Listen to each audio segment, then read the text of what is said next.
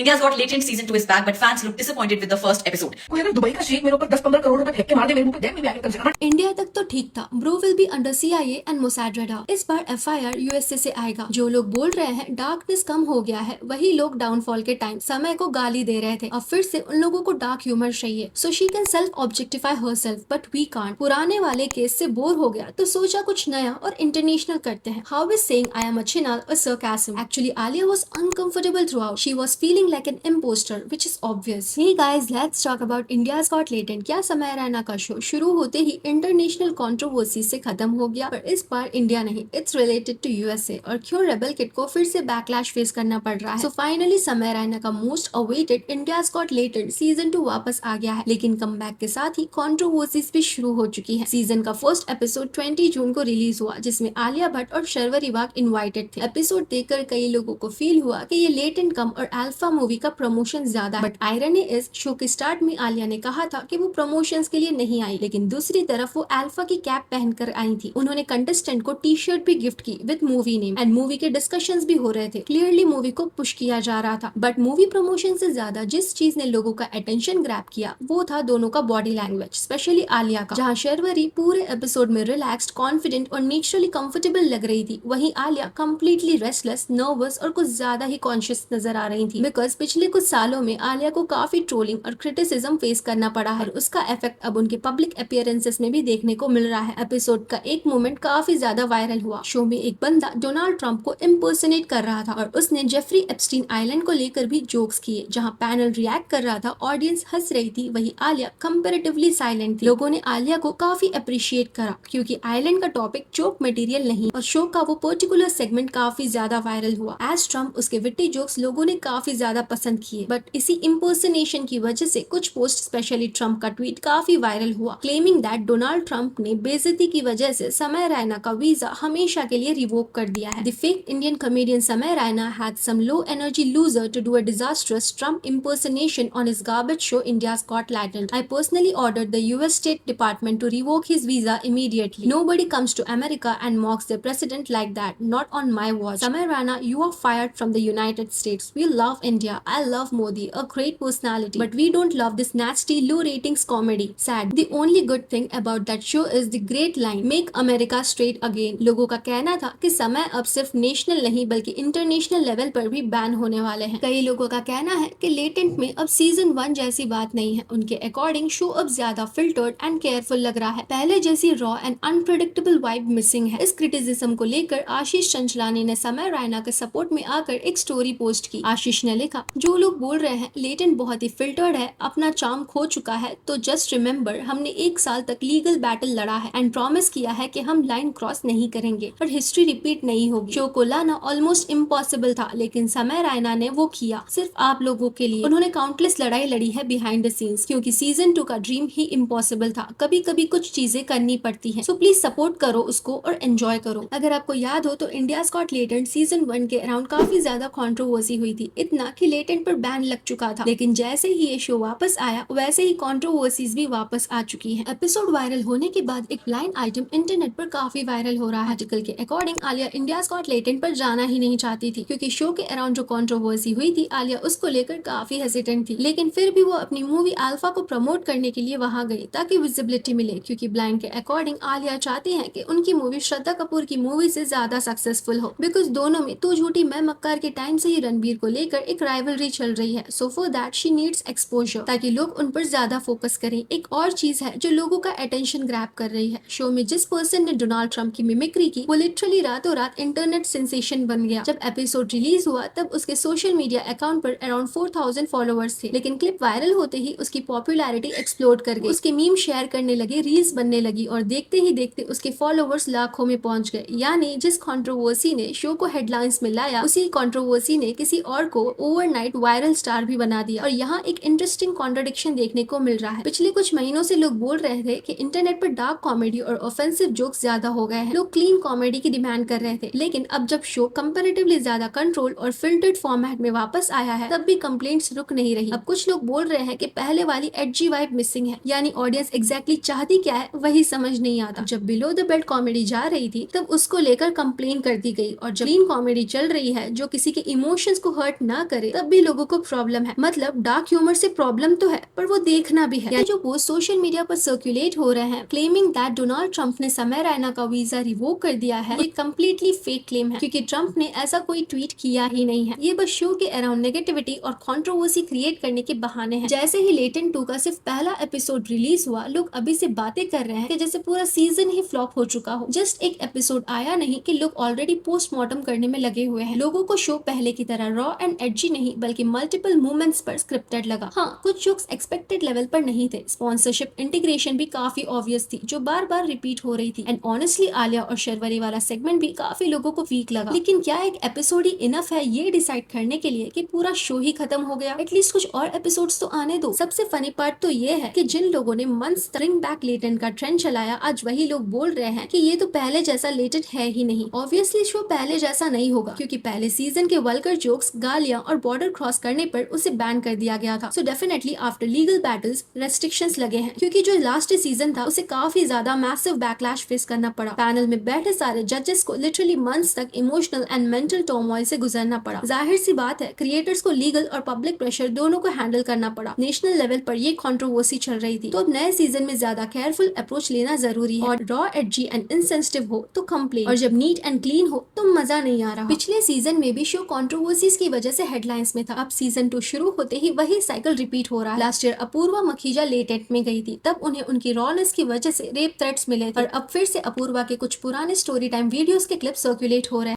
मैं 2 रुपए के रोल के लिए किसी के साथ नहीं सॉरी सर, एक्सक्यूज मी। कोई अगर दुबई का शेख मेरे ऊपर 10-15 करोड़ रुपए फेंक के मार दे मेरे मुंह पे, then maybe I can consider, but एक रोल के लिए वीडियो में अपूर्वा ने कहा था, so I am not sleeping with anyone for a 2 rupee role. Excuse me, हाँ अगर कोई दुबई का शेख 10-15 करोड़ मेरे मुंह पे फेंकेगा तब I will consider, but for a role इस स्टेटमेंट की क्लिप को काफी ज्यादा वायरल किया जा रहा है, ये बोलकर कि अपूर्वा अपना रेट लगा रही है और पैसे ज्यादा हो तो वो बिक भी सकती है। और कई लोगों ने इस स्टेटमेंट को जर्नलाइज कर दिया विद 370 वाले बिरयानी केस से जोड़कर कि लड़कियां अपने आप को खुद प्राइसिंग देकर बता रही हैं। इस वजह से अपूर्वा को कई सारे डीएम्स आने लगे और उसमें से एक पर्टिकुलर डीएम का उन्होंने स्क्रीनशॉट भी शेयर किया। मैं क्या बोलता हूँ, 10-12 करोड़ कोई नहीं फेंकेगा, लास्ट में 10-12 हजार में ही बिकने वाली है। अपूर्वा ने इन मैसेजेस के स्क्रीनशॉट्स अपनी स्टोरी पर अपलोड किए और उस अकाउंट को पब्लिकली कॉल आउट किया। यहाँ तक कि उन्होंने उस लड़के की कंपनी को भी टैग किया, apparently Pratyush IM works at NDNEG। बाद में उस लड़के ने अपूर्वा को फिर से रिप्लाई किया, great, you just wanted that right, and yes you are an influencer, guide the youth in the right way, if not at least guide them so that they don't be you. Later Apoorva ने directly उस company के official page को message किया और allegations लगाए कि उनका employ उन्हें स्लट शेम कर रहा है और फिर कंपनी को भी पब्लिक स्टेटमेंट रिलीज करना पड़ा। कंपनी ने अपने इंस्टाग्राम स्टोरी पर क्लैरिफाई किया कि जिस इंडिविजुअल का नाम सर्कुलेट हो रहा है वो अप्रैल 2024 से ही कंपनी से एसोसिएटेड नहीं है। साथ ही उन्होंने डिसरेस्पेक्टफुल और डिस्क्रिमिनेटरी बिहेवियर को भी कंडेम किया। बैकलैश इतना बढ़ गया कि अपूर्वा को बाद में क्लैरिफिकेशन देकर माफी तक मांगनी पड़ी।